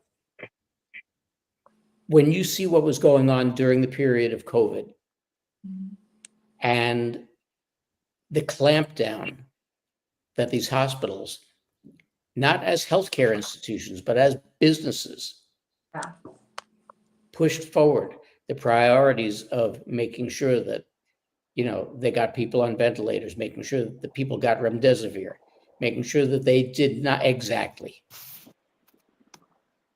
As a medical professional, what were your thoughts during that time? Initially, like most people, I was concerned just about what was happening, and it takes a little time to see the forest through the trees, right? Or the trees through the forest, whatever that saying is. It takes a little time to get the clarity and perspective. You have to see things unfold. So initially, everybody's in panic mode. What are we dealing with? What's going on? Let's be prudent. Let's be wise. And you're willing to kind of do these insane things for a bit because it seems like, there's this trickle down. There's a trickle down. And then there's some moment that comes where you recognize that things are off. Patients are dying alone in rooms on ventilators, being sedated. And especially with what I was, that wasn't my experience in maternal child health. Really, that's a very specific niche. But because I was leading NIAM and receiving so many messages and having so many phone calls and private messages with, I would call them whistleblowers, because they were people who had even come out of retirement based on the request of the governor in New York State in this time of crisis. And I mean, I'll just give little examples, and they're not small, right? This is respiratory therapists coming out of retirement, showing up at, and I'm just going to name the names, a Catholic Health nursing home in Smithtown, attached to a hospital, being told to intubate and ventilate an elderly patient in the nursing home who had no symptoms requiring to be ventilated. And she got so frustrated, she finally just looked at the physician and said, "Intubate them yourself." There are protocols and practices that are in place, and you don't just abandon them, right? But they were being abandoned, and people would just be sedated, ventilated, and left alone in a room with little to no care, complete neglect. And this is how people died. And it was a travesty and a crime. And I still think that much of the public is unaware of how bad that really was, how wrong it is, how wrong it was, and that there are still so many travesties happening every day in healthcare. And to understand the why, many people would say, to believe what you believe, that means that everybody that's working in these facilities, have some dark side to them and they're part of this big, terrible plan. And I said, no, you have to understand how the system is set up. And, it became super evident because everybody who had any rational mind and free thinking that questioned things, it didn't matter if you were a housekeeper, a CEO, a pharmaceutical salesperson, medical rep, or, the best neurosurgeon on the planet. If you questioned the narrative, you were annexed, right? Never in history is that the right thing. We can look at history and see that. So it was a devastating thing to observe, and it's still really hard. I think the hardest thing is to have a lot of people that I always loved and respected who still are in the field and still cannot grasp or face the truth of all of that. And that is unacceptable to me at this time. And it should be unacceptable to everybody. Yeah. Everybody. When we think about the horrific things that occurred during COVID, especially in New York State, especially with good old Andy at the helm there, throwing living patients into the meat trucks and letting them die in there. How many people had to die alone? They wouldn't let their families. And for what? For the flu. Yeah, essentially. And you still haven't gotten anybody in any position to admit the fact that they never isolated the virus. Right. And you can't possibly generate any kind of cure or any kind of stopgap measure for something that you haven't even isolated. So, Right. I mean, I really would love for somebody to take some time and do a whole like cascade of, just laying the dots out for people so they can really see how this all happened, because we cannot allow it to happen again. That's the bottom line. And to this day, just over COVID and whether or not you're vaccinated, again, I'm going to, in air quotes, vaccinated against COVID, people are still being denied medical treatment, transplants. It's happening every day across our country. It's just unbelievable. And, the point is, we can never stop speaking out. We can never stop fighting because this stuff is still going on. Yeah. absolutely. And this is what this show is all about. Yeah. And Look, Mark, I just mean, want to let the rest of the crew know that we don't have a hard stop at 9:30, so everyone's going to get their time. Oh, absolutely. Yeah. Yeah, I just want to make sure that everybody knows on here that we have some time still. No, I usually try to not push it beyond 2 hours just for the audience sake, because, they're old like me and they like their bedtimes. But, it does get tired after 2 hours. But no, this is why we're doing this program, because it's so important that people, I'm going to keep repeating it, and anybody who wants to call me on it, I don't care. People need to be involved. People have to start. General Flynn has said it, and that's why I put it in the promo and everything else. Local action equals national impact. We can't sit back on our asses anymore and wait for someone else to do it. Nope. The time is now. Exactly. Yeah. Oh, you got your audio back. Yeah, I'm back. I'm sitting here So- biting my tongue, man. I don't want to jump in and cut nobody off. No, it's important. People really, really, really, and I know that a lot of you are here. You are involved. We have a very, very intelligent and very committed audience. And it's important that as many of us out there pull that old, for however many of you are out there that remember the old commercial from back in the 60s, and she told a friend and she told a friend, and the boxes just kept on doubling on I think it was Clairol hair coloring commercial, but it was, you've got to get people involved. Everybody's got to do their part. So let me take a step back for a second, give Jim a couple of minutes to finish off where he left off. You're talking about the Smith Month Act. Revitalization Act, Yeah. which I had explained, that's actually an act that came out in 1932. Yeah, But he just It's revised it. given whole new meaning. Yeah.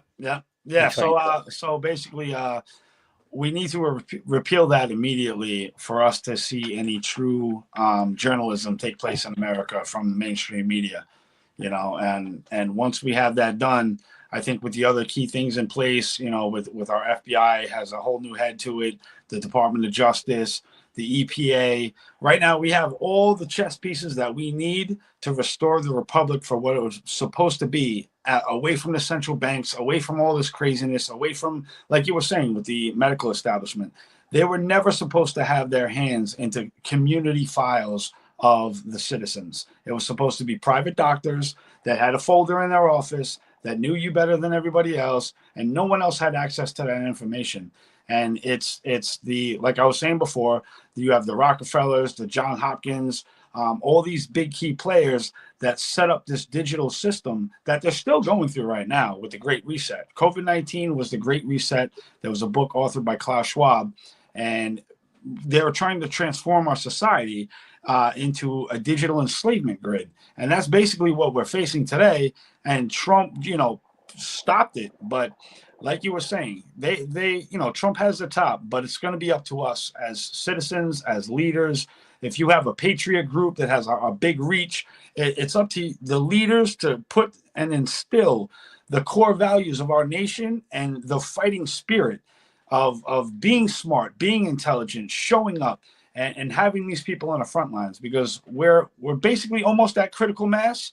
And once we slide over that edge, there's no stopping what we have. And all these globalist plans and the digital enslavement and Agenda 21, Agenda 30, it all fails. It all comes crumbling down. They're already 12 years behind their main plan. But yeah, I think we're in a very good position right now. And us as leaders of our groups, we need to put more pressure on the group itself to be a little more active. Not everybody has to show up at a rally and wave flags. You can sit home and make phone calls, but call the legislators and put a fire under their asses and make them move. And America First candidates only. I'm going to close out with that. I love each and every one of you. I could be here all night talking, but I want to see my buddy Jay, man. I want to hear you talk, man. I see you over there.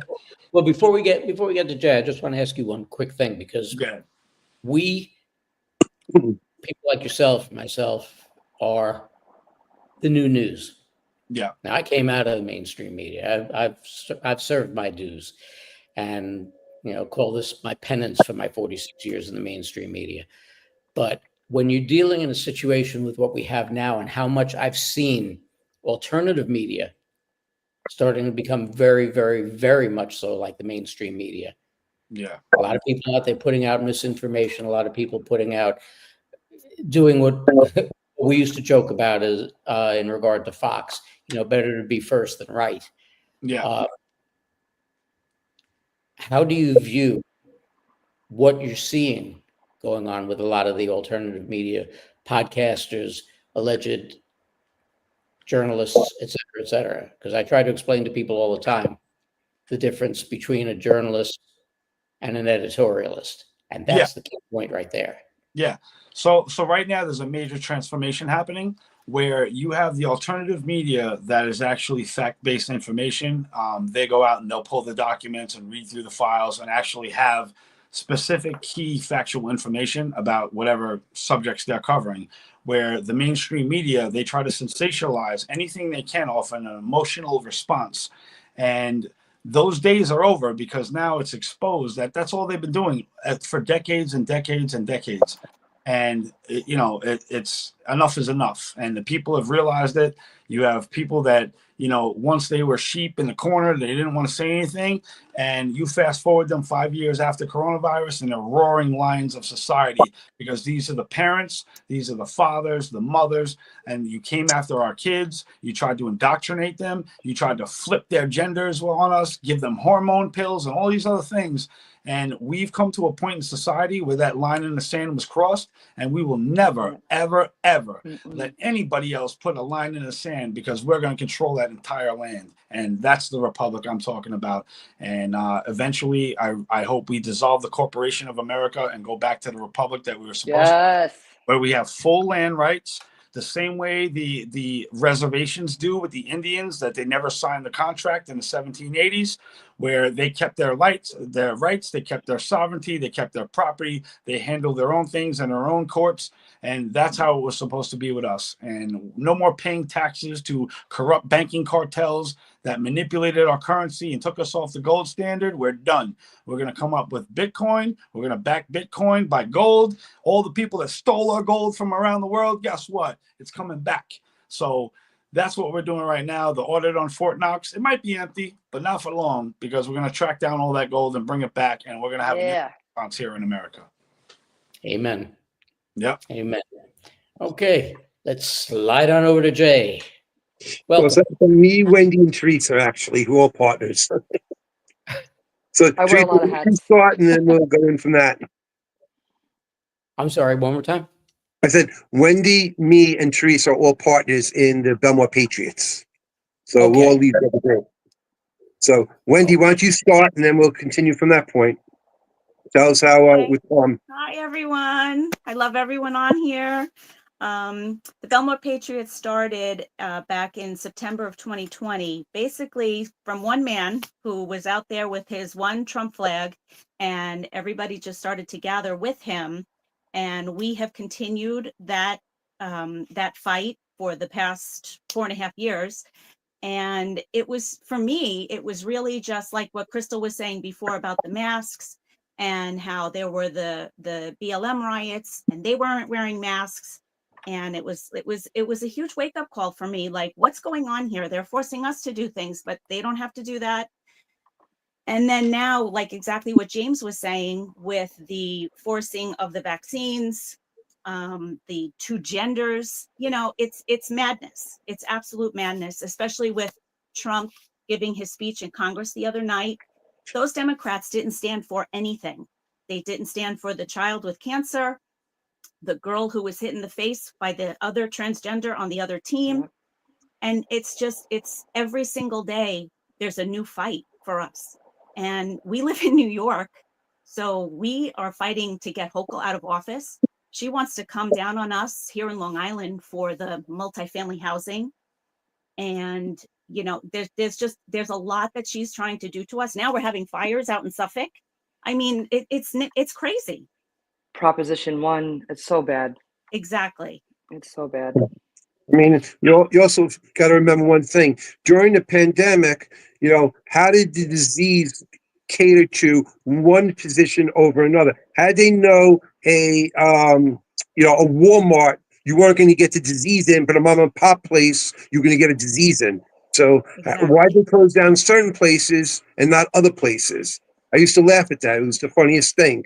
You know, and that was one of the reasons why I started in with this, was because of that, the mask mandates, the vaccine mandates, just the tyranny that was going on in our country. You know, plus I love Trump. I've been following Trump for over 40 years. You know, I'm a big Trumpster. Literally 40 years I've been following him. Since he started out as in construction, went into Atlantic City and started with his books, The Apprentice and so on. But, getting back to what we do, me, Wendy, and Teresa put on, some of the biggest rallies on the island with all other people who help us out, other Patriot groups and so on. Our first Patriot rally was at the Belmore station. We had 2,500 people come down, and the police turned away 1,000 people on us because they just couldn't handle the overwhelming amount of people that we had at the train station. And that was when we had Rudy Giuliani on our stage. We had Lee Zeldin, Joe Pinion on our stage. Who else did we have on our stage? I don't even remember. Rhodes. Yep, Steve Rhodes. It's so long already. And that's something that we tried to do besides protest and rally, is to give America First candidates a platform, all that are vetted, America First. And we've been able to give them a platform, as well as organizations, like you'll hear from Steve Gillen in a few minutes about the wonderful things he's done with election integrity and committeemen. But that's what our rally will be like on the 23rd. We've obviously come away from, we're always going to rally for Trump, and we love him, but he's in office now. So if we're going to do rallies, we're trying to bring solutions and strategies to people. And that's really what this rally on the 23rd is going to be about. What's happening in New York? What's happening on Long Island? How can we combat this? And I don't get to go to our rallies on Thursdays anymore because I'm usually at the warehouse, but I have to tell you that the feedback that we get from the thousands and thousands of cars that pass by there every week, every Thursday, rain, sun, snow, heat, you name it, those Belmore Patriots, our crew is out there every single Thursday with the flags flying high. And there is something to be said about that. It keeps the morale going. It shows that we are not giving up. We haven't gone away. We're not going away. And the bonds that we've all look built. forward to us coming every single week. I mean, in 4.5 years we've been doing this, we have never missed a Thursday being at the train station. Like Teresa said, if it's raining, snowing, freezing, 0 degrees outside or 100 degrees outside, we are there. People look forward to us being there. Yeah. And it's not, you guys, now Belmore, I'm pretty sure I know what I'm talking about. Belmore is Nassau, isn't it? Correct. Nassau. Yeah, South Shore. Correct. Yep. We span across the island. We're on Sunrise Highway. The Belmore train station is literally located on Sunrise Highway, which is probably one of the most active roads in all of Long Island. We get literally in the 2 hours we're there, you're going to get easy thousands and thousands and thousands of cars passing by us. It's crazy. Yeah, actually, half of the guests tonight, half of us are Nassau, half of us live in Suffolk, from what I see here. Well, no, the reason I even brought it up is because, like I said, New York is one thing. Then you got Suffolk County, which is a little more red. But Nassau? That ain't easy. We're red now. We're red. We're totally red. We're very red now. Nassau Some is areas are totally red. purple. But we are we flip. Listen, for the audience that's not from New York, I mean, I want to dispel something. Long Island is red. Upper New York above the city is red. Staten Island is red. Some of the other boroughs are turning purple. It's the leadership that is so evil here and that we're having trouble getting away from. And that's where, in a minute when we talk to Steve, has the brilliant plan to try to change that locally with our politicians. And I'm really getting behind this new process that you'll hear about in a minute. But there's a lot of patriots in New York, and a lot of us are dedicated to keep the fight going here, because it is, to me, New York is the epicenter of the country. I mean, it's New York, and I don't want to see it fall. But sometimes, things have to fall before they can be built back up again. Listen, most of the country actually looks at Long Island to see how we are handling this, because what we have done on Long Island, nobody else in the country has done. I mean, our two counties are just phenomenal. And thank God for all the people on this episode right now that you see the faces of. I mean, with all their help and our help and so on, we've done a lot. I mean, really, if it wasn't for being out there and killing ourselves and giving up our lives, literally family life and so on, Long Island wouldn't be red. It's because of what we do. And just for the Trump people out there, we got a firsthand account from one of Trump's right-hand people that they watch what we do. The Trump campaign watches what we did on Long Island, and we were the only ones doing it in all of the country. They said Long Island was killing it as far as being out there in the grassroots world and, rallying for Trump. And that was amazing to hear. They were watching what we were doing. I can't even count how many times he's put us out on True Social. Exactly. Yeah. Yep. Well, not only that, I personally have been with Dan Scavino in a car, and he physically told me. That's who I meant. Yeah, I know who you meant. I didn't want to say it. Okay, we can say it. I'm going to put it out there. Okay. I've personally been in the car with Dan Scavino and him telling me that Trump knows everything that goes on in Long Island. He actually watches Long Island, the news and everything else, because of how strong we are. Very important. And this is why, I'm going to keep repeating it, no matter how much people hate it. People have to get out and take action. I also just want to make a point, though, that the American Revolution, Long Island had a big role in why we won. Yes, yes, we did. You're 100% correct, Crystal. That's her family right there. Yep. My uncle's Benjamin Talmadge.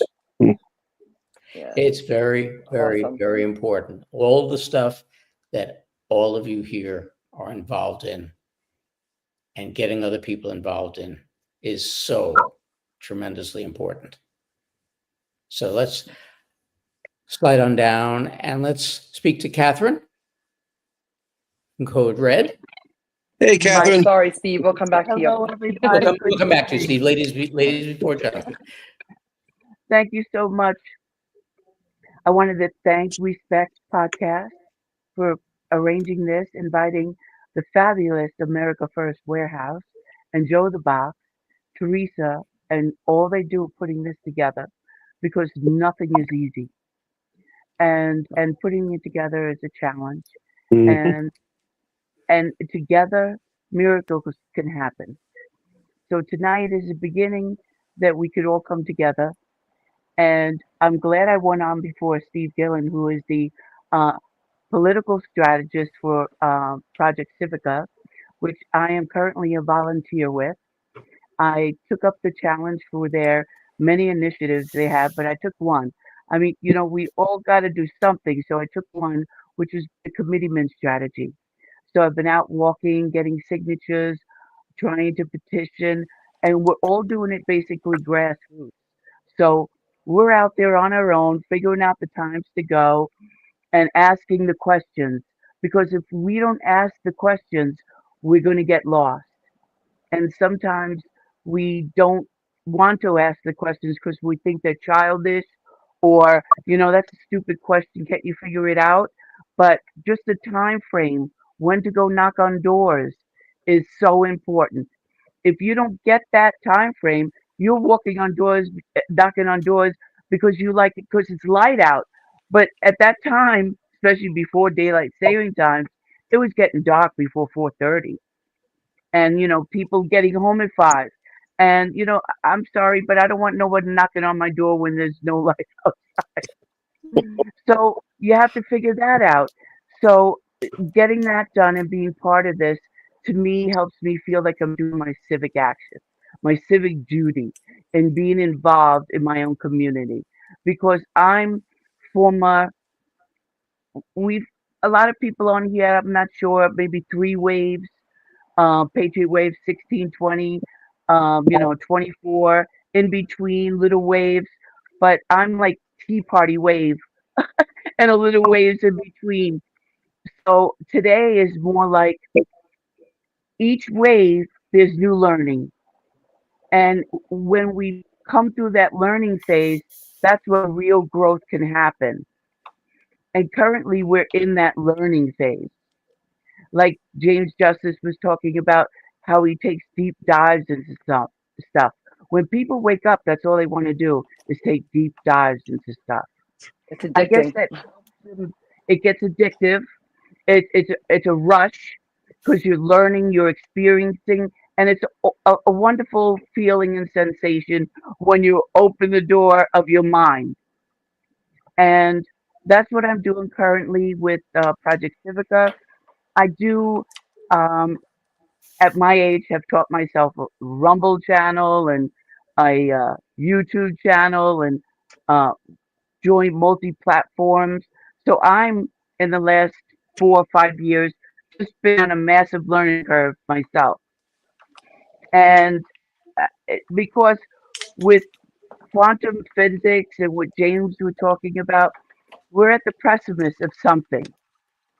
And change is going to take place overnight. And my work is not even remotely close to understanding that.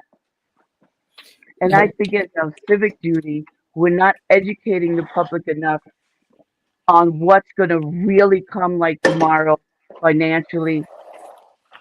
We need to really tell people that 1930 and what could happen to the financial market if they're not ready and prepared for that.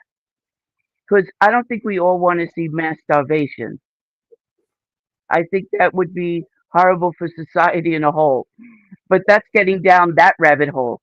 But I think today, as long as we could get outside, get to know our neighbors, get to where the heart of the matter is take control of the GOP in a massive way. And we've got fighters out there. Most of them, so far that I know, are like older, my age, retired. Because inconvenience can be the death of freedom. Because you have to get out there, even if it's 2 hours a night, for 1 solid month. You're dedicated to that and become a committeeman. Because we really do need an army within the party to fix all the problems we're talking about. Because we cannot depend on one man. That is wrong of us to do that. To depend that Donald Trump has 4 years to fix this mess is really a big plate for one man. So I think that's where we've been all of these years, is Yes. sitting back waiting for somebody else to do it. And that's the departure we have to make. Right. So right now, that's all I do. I get the message out the best I can because, like I said, I'm learning on a daily basis, trying to get the messages out there that I'm still trying to figure out how to get out. Because the messages I want to talk about, I don't know how to get those out. You know what I mean? Because they're messages that most people want to talk about yesterday's news, today's news. We have to fix the Band-Aid for tomorrow's news. The army has to be ready in boots. I always tell everybody we are in the army now. Act it. And then we're all good. But thank you for the time. Thank you to the America First Warehouse, Joe the Box, and everybody for coming on tonight. And I appreciate it. Thank you. Thank you. And last but not least, maybe most importantly, let's speak to Steve. Good evening, everybody. How is all doing? Yeah, so, God, this is very interesting tonight. And listening, obviously, we got a great relationship with Teresa and Joe and the whole crew over there. They've been fantastic to Project Civica. Joe, I'm sure, made it very clear. It's up to us. It's up to us individuals to change this. But we have to look at it from point of view, okay? And again, I'm Director of Political Affairs for Project Civica. It all comes down to elections. It comes down to the candidates, because everything that that was spoken about here tonight is irrelevant if we do not change Albany. All right, because they have a supermajority in the Assembly. They have in the Senate, they're one seat away from a supermajority in the Senate, and we got Governor Hochul. They dictate to us. They do whatever they want. We could put 1 million people up on their front door, and they don't care. I mean, just look at just quick. Last year, our budget was $239 billion for New York, right? The new budget that they put in last week, $254 billion.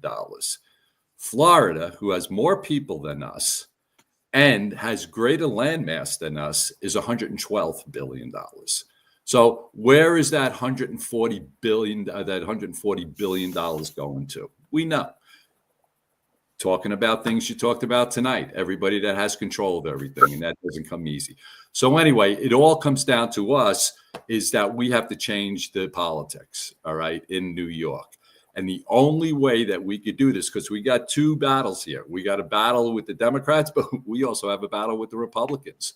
We look at what the Republican Party has done in the past 6 years. And just for a quick example, in 2020, in New York State races, the legislative races, we had 52 seats that we did not even put a candidate in, the Republican Party. Didn't even put a candidate up.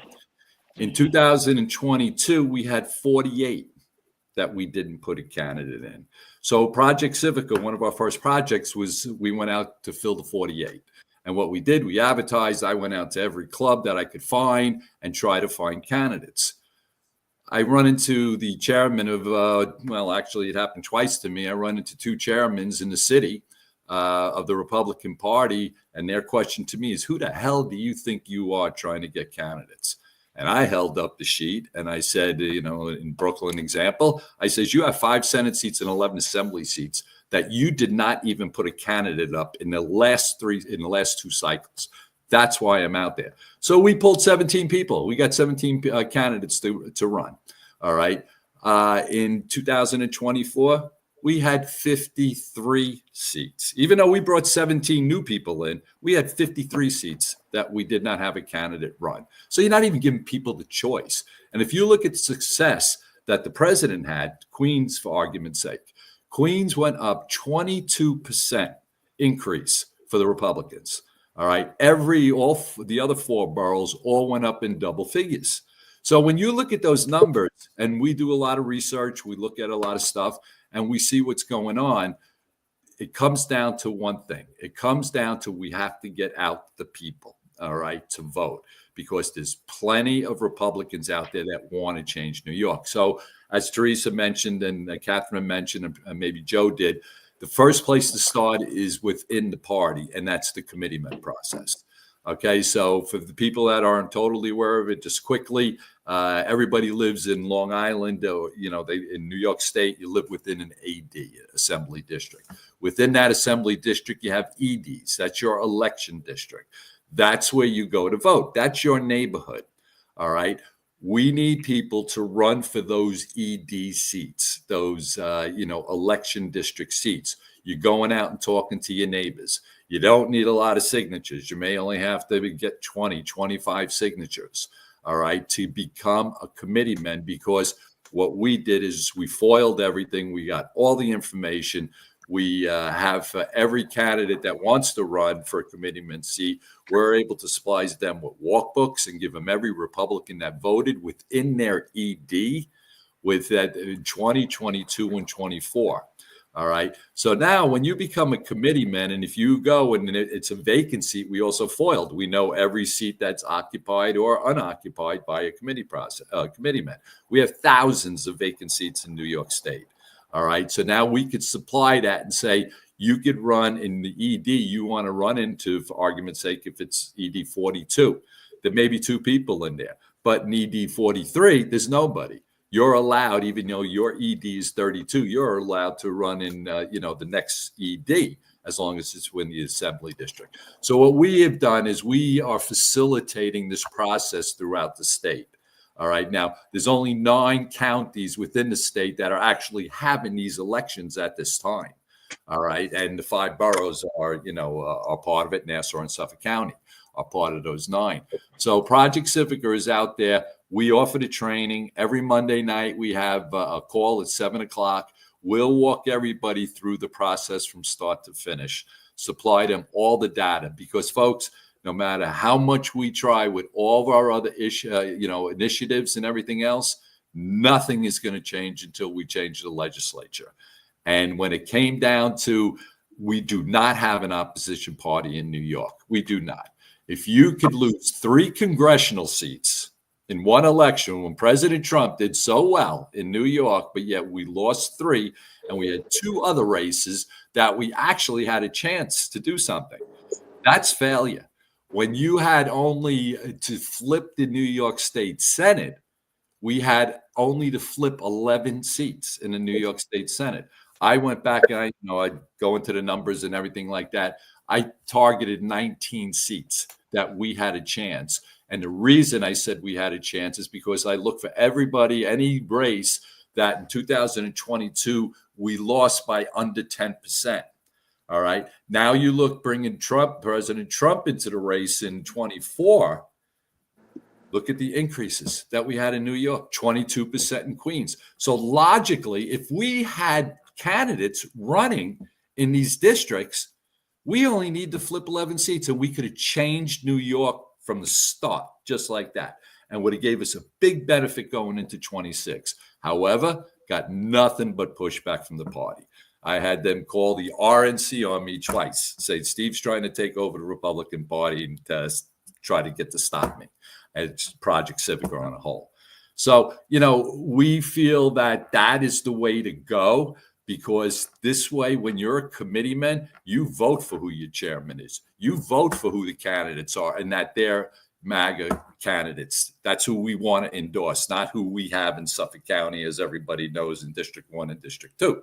I mean, that couldn't be any further from what we all believe, that government shouldn't have the control that they have, or that they should do something and fight in New York. All right. Nobody fights for New York. And New York is not a blue state.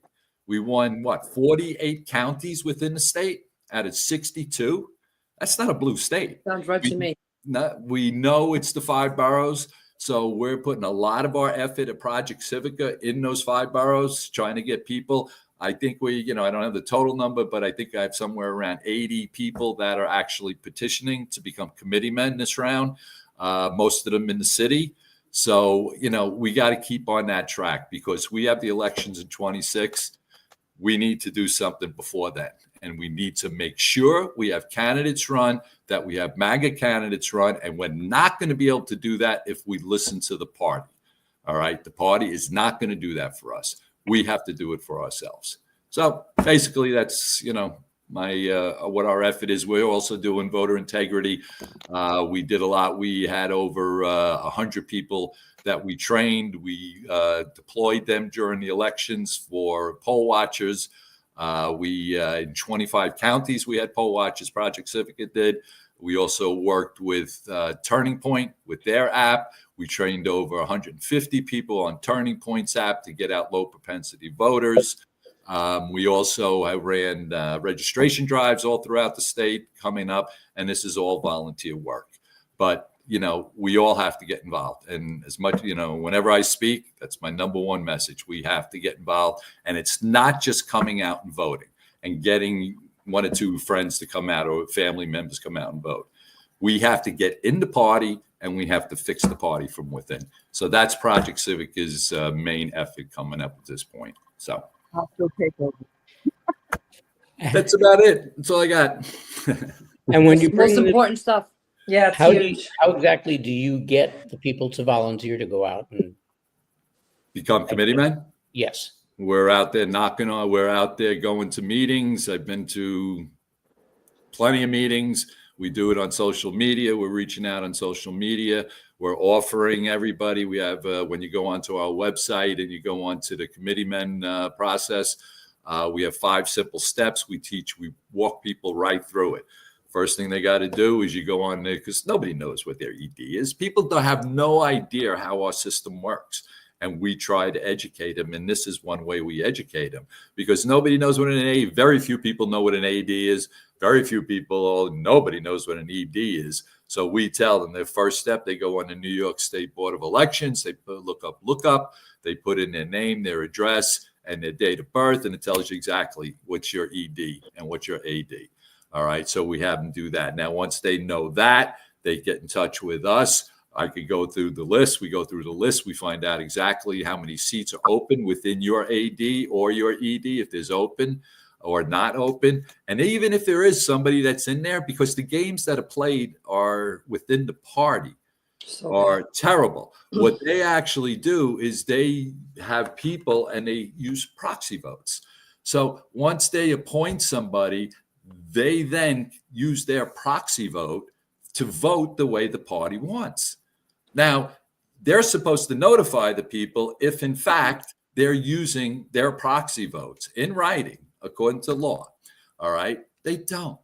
They just go ahead, and I meet people all the time that tell me, oh, I've been in committeeman for 2 years. I never even heard from the party chair. Never heard from them. Never had me yet. What do you mean I could vote for the chairman or I could vote for the candidate? They have no idea. So we try to educate people through this process. And again, it's through, forums like this, people around the country, because this is, national, I understand. The precinct strategy. It's the precinct strategy by Dan Schultz. And Steve Stern are the two main ones that are doing it nationwide. But we have to do it here in New York because it's the only way we're going to change New York. Amen.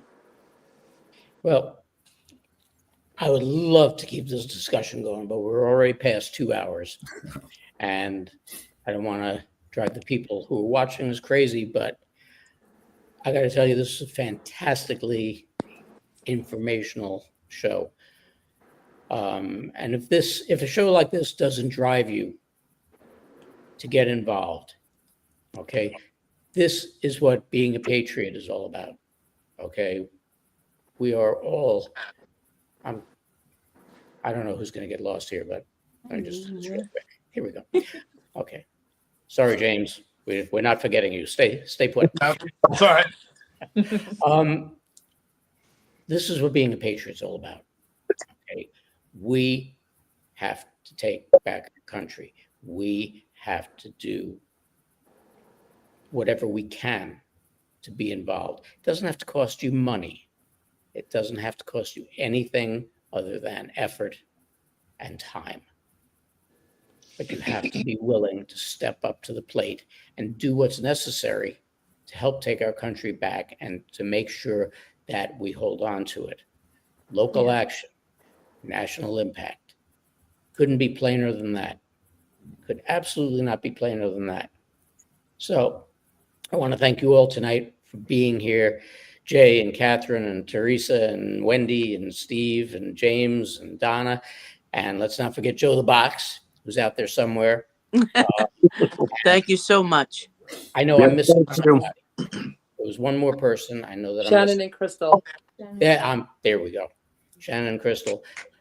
Thank you all for being here and demonstrating to the people how important it is to be involved. And there are so many ways in all of your localities.